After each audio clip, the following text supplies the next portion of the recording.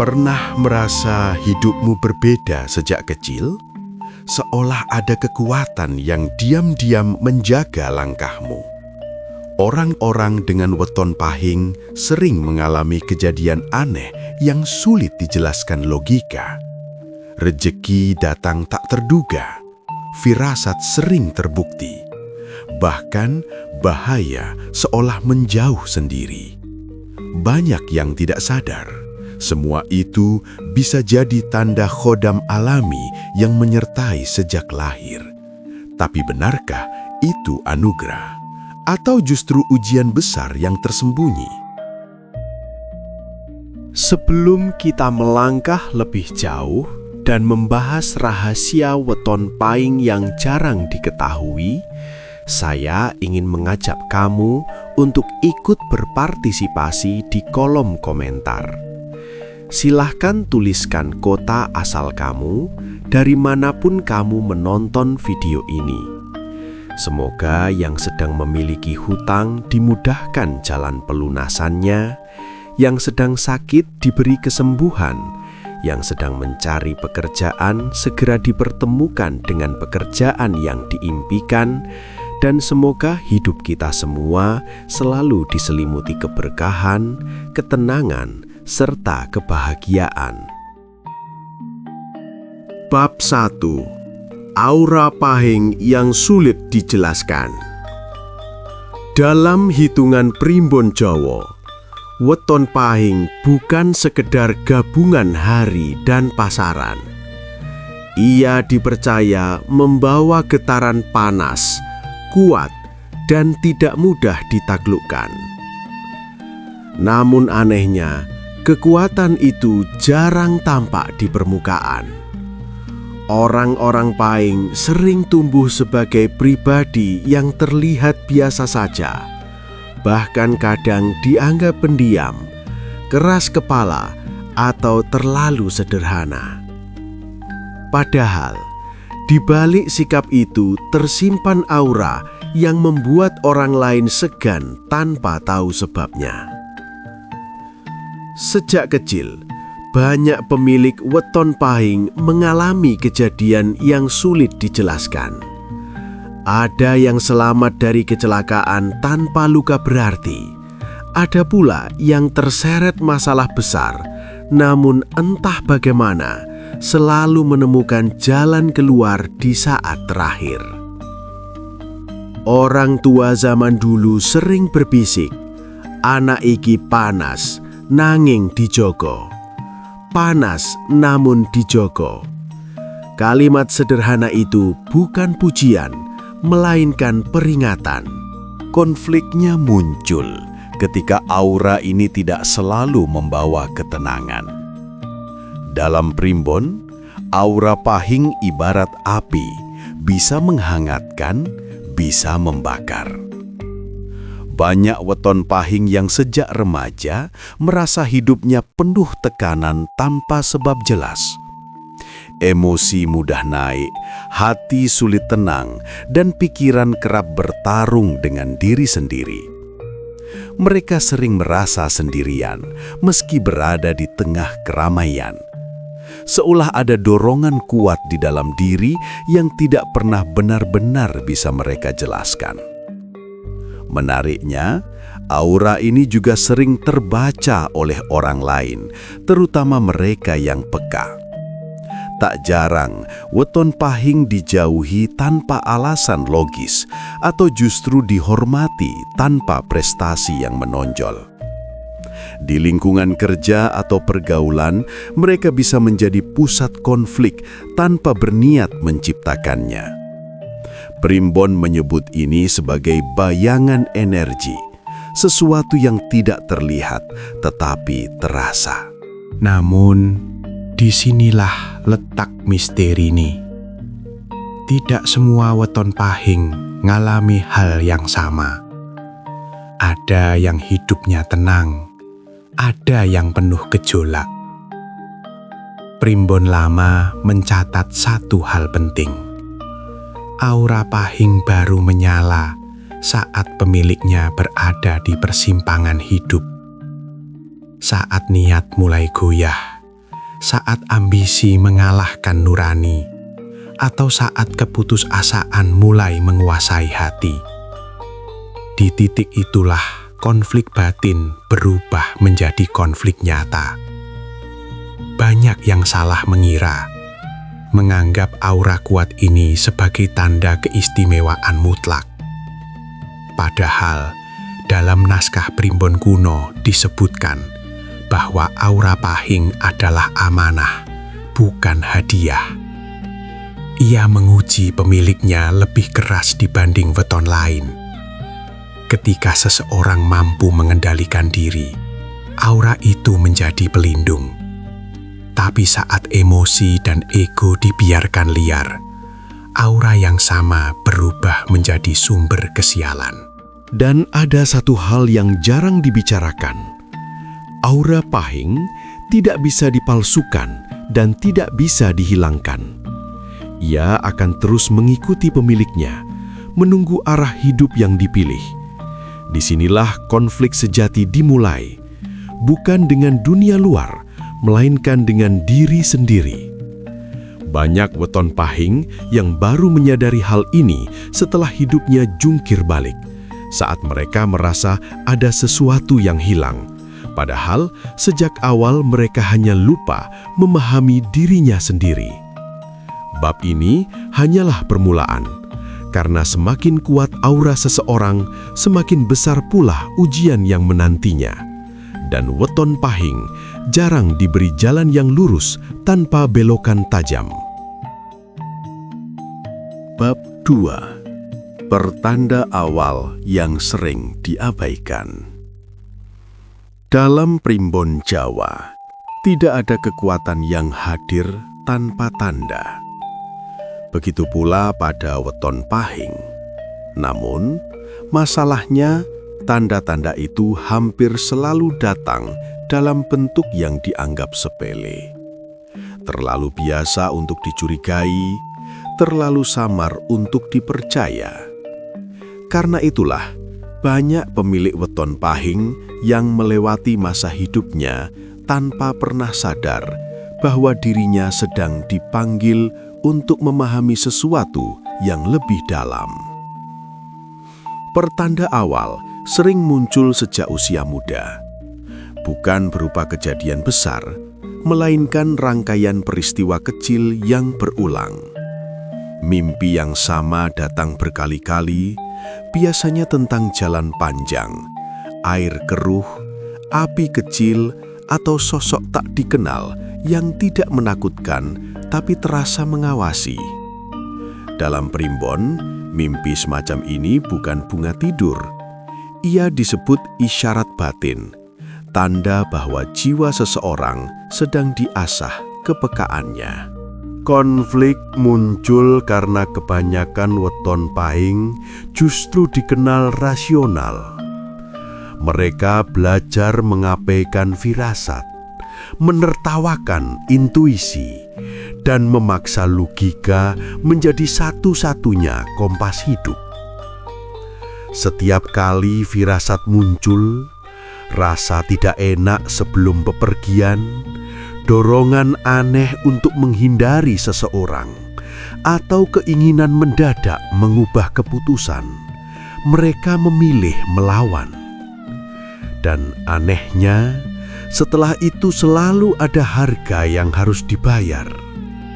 Primbon Jawa menyebut fase ini sebagai masa penolakan. Masa ketika tanda-tanda diberikan namun belum diterima.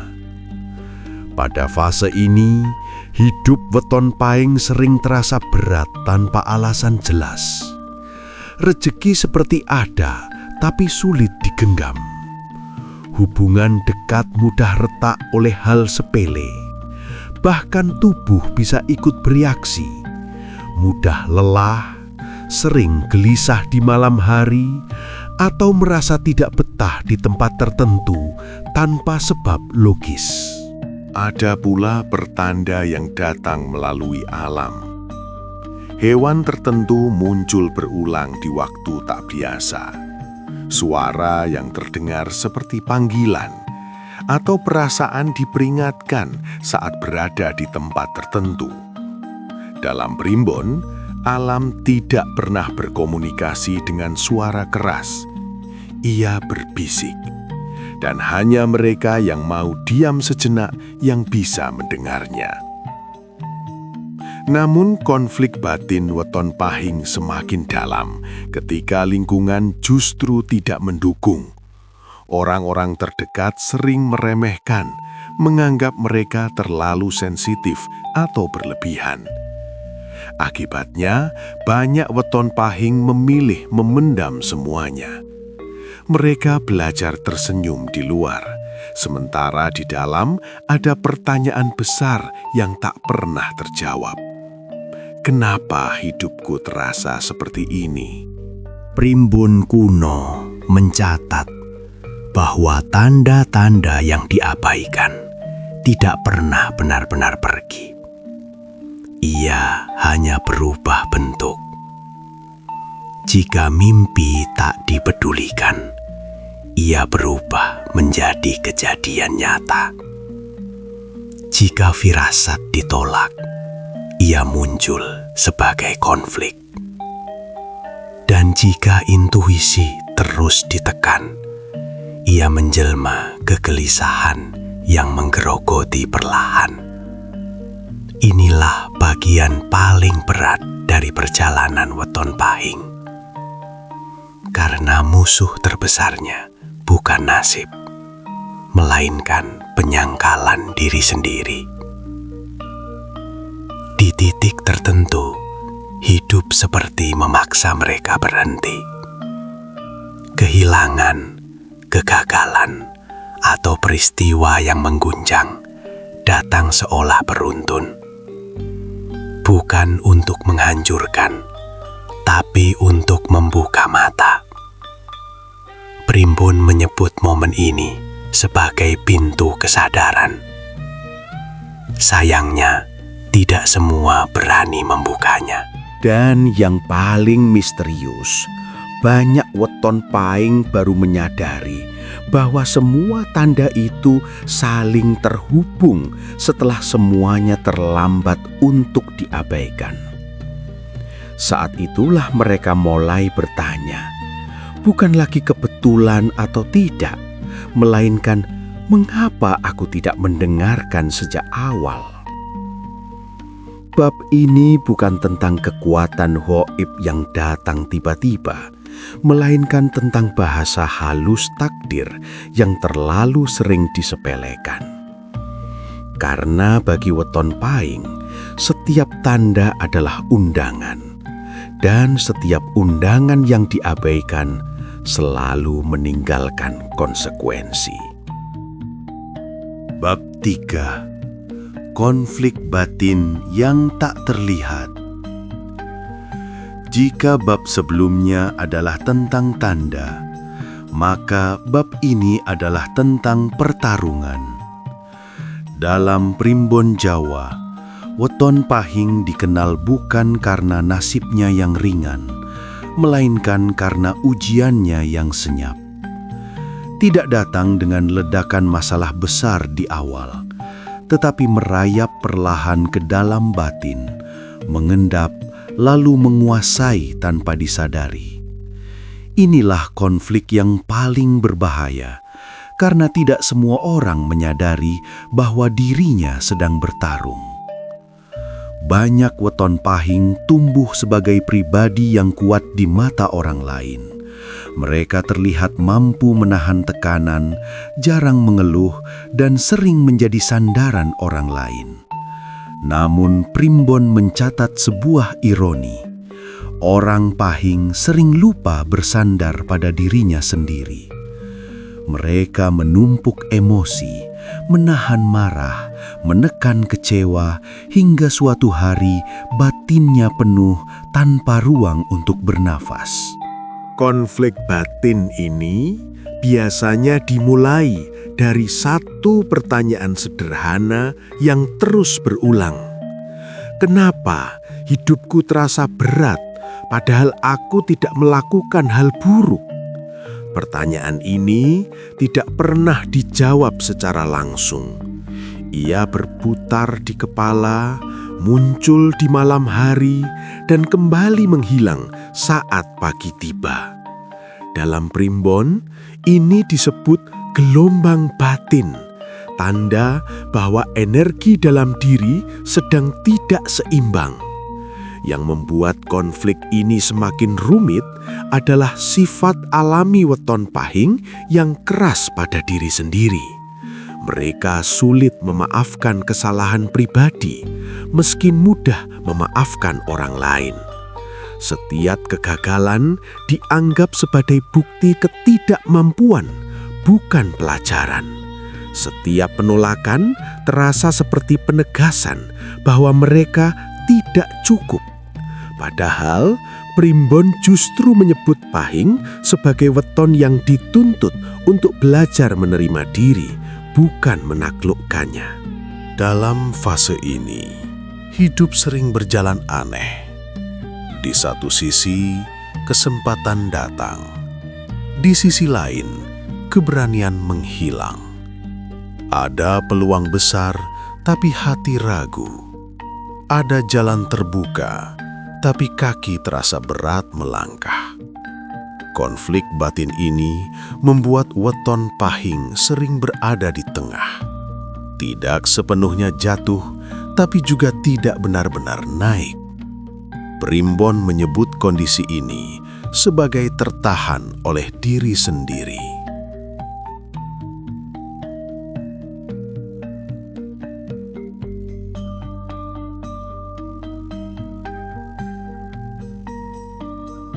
Tak jarang, konflik ini memunculkan perilaku yang bertolak belakang dengan kepribadian aslinya.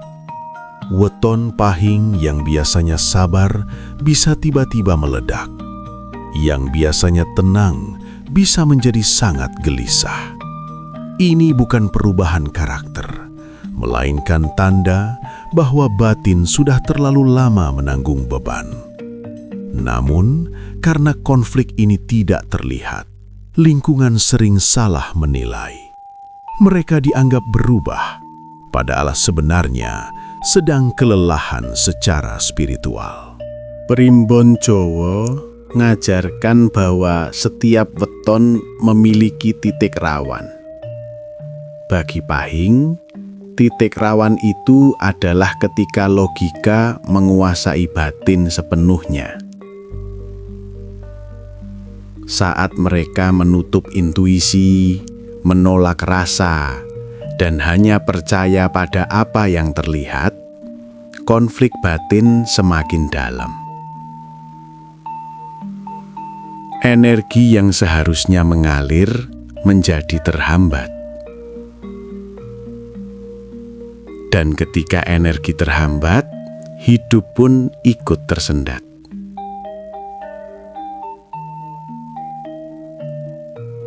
Yang jarang disadari, konflik batin weton pahing bukan untuk melemahkan, melainkan memurnikan. Primbon menyebutnya sebagai proses digodok, dipanaskan agar matang. Tapi tidak semua tahan panas. Ada yang memilih melarikan diri, sibuk berlebihan, menghindari kesunyian, atau menenggelamkan diri dalam hal-hal yang hanya memberi ketenangan sesaat. Padahal, justru dalam diam itulah jawaban sering muncul. Di titik terendah konflik ini, weton pahing sering merasa kehilangan arah. Mereka merasa jauh dari diri sendiri, jauh dari tujuan hidup, bahkan jauh dari Tuhan. Namun disinilah rahasia besar primbon bekerja secara terbalik.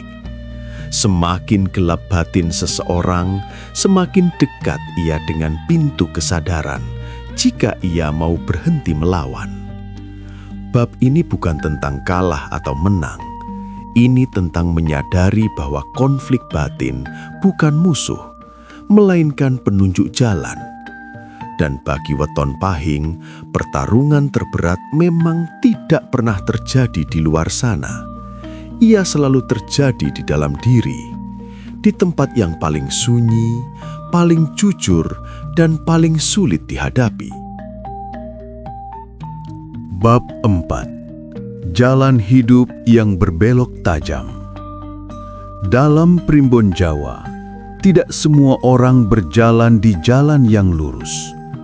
Ada weton yang diberi lintasan landai, ada pula yang harus melewati tikungan tajam tanpa rambu peringatan. Weton pahing termasuk yang terakhir.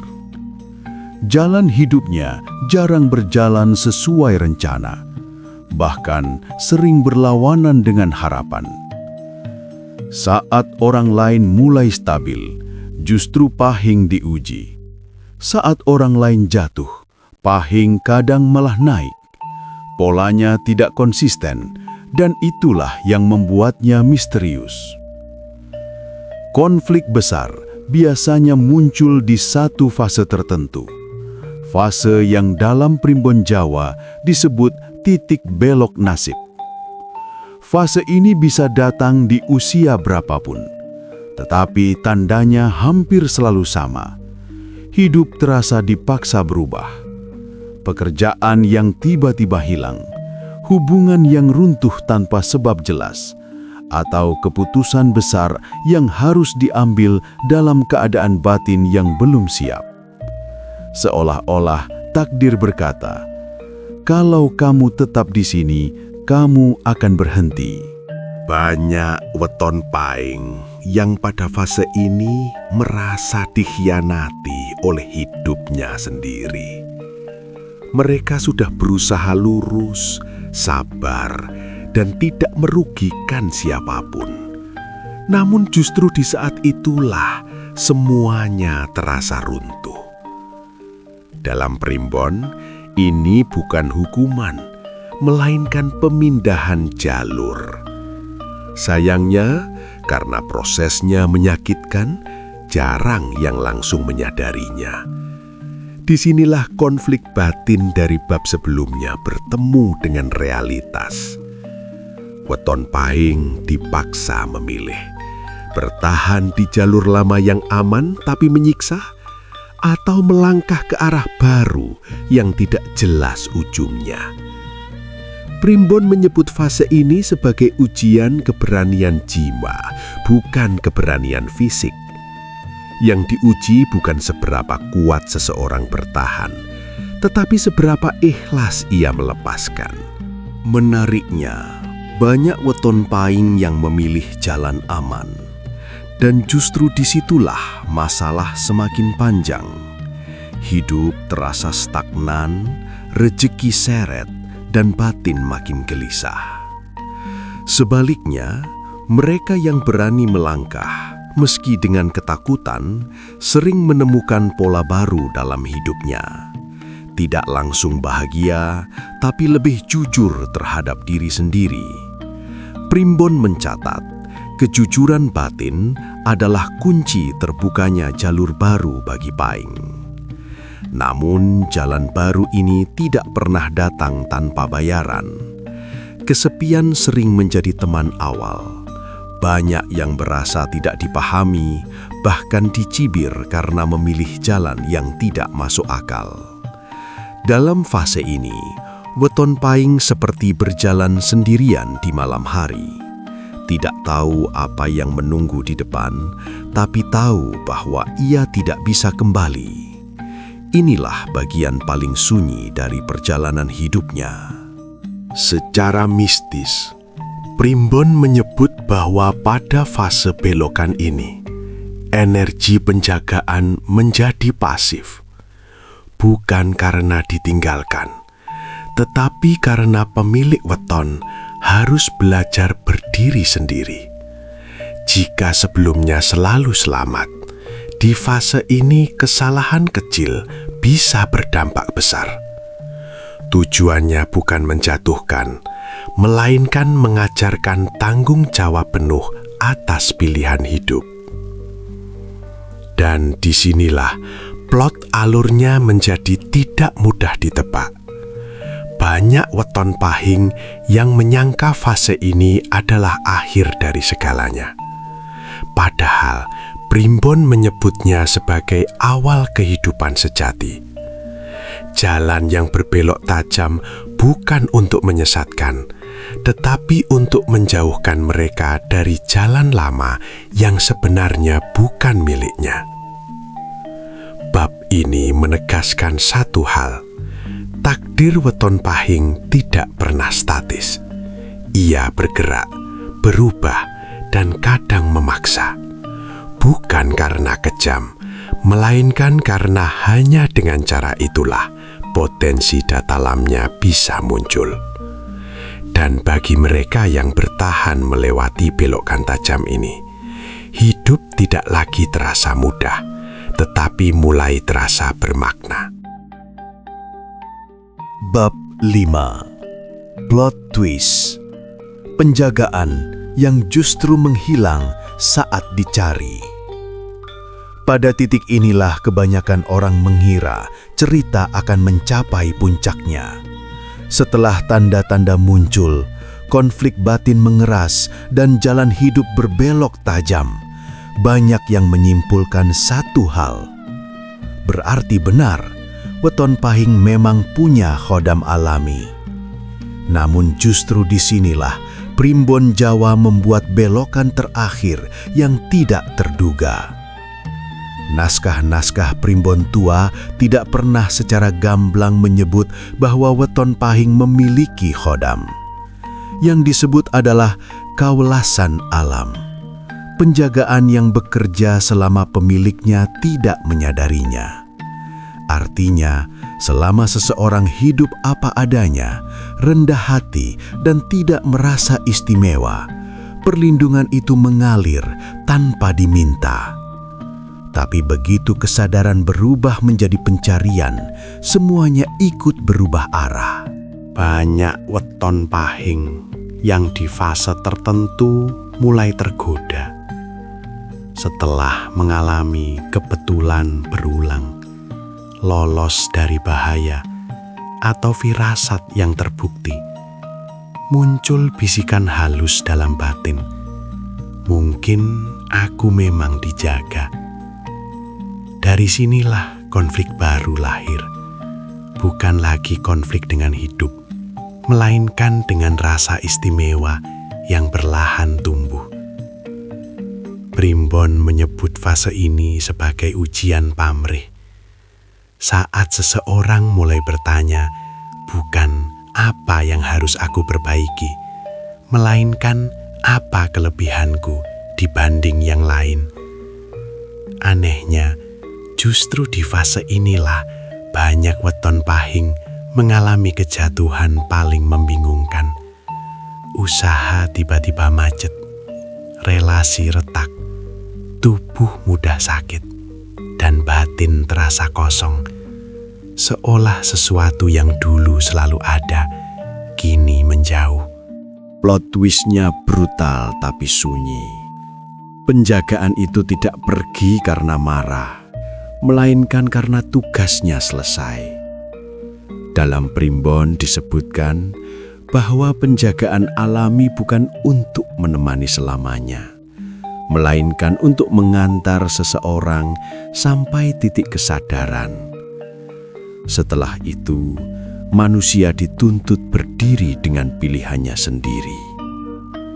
Yang lebih mengejutkan, banyak weton pahing justru gagal di fase ini karena salah arah. Mereka sibuk mencari kembali yang hilang, melakukan ini dan itu, berharap perlindungan lama kembali. Padahal Primbon menegaskan, yang harus kembali bukan penjaga, melainkan kerendahan hati pemiliknya. Ada catatan kuno yang mengatakan, sing digoleki bakal adoh, sing ditinggal kanthi ikhlas bakal bali ing wujud berkah. Artine, sesuatu yang dikejar akan menjauh, tapi yang dilepas dengan ikhlas akan kembali dalam bentuk yang lebih halus.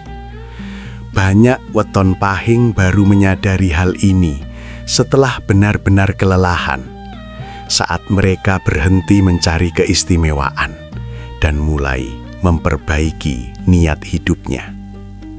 Dan disinilah twist terakhir bekerja.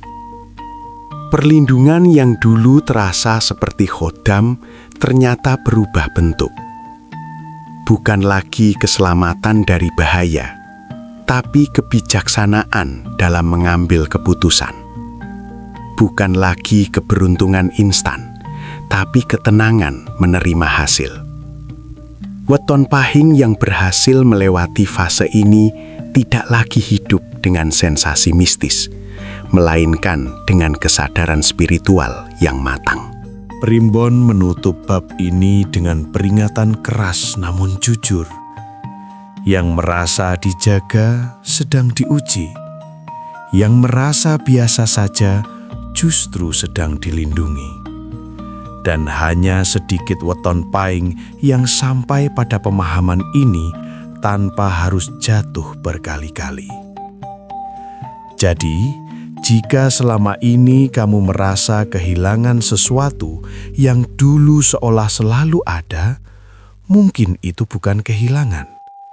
Bisa jadi hidup sedang memintamu naik tingkat dari yang dijaga menjadi yang bertanggung jawab penuh atas arah hidupnya sendiri.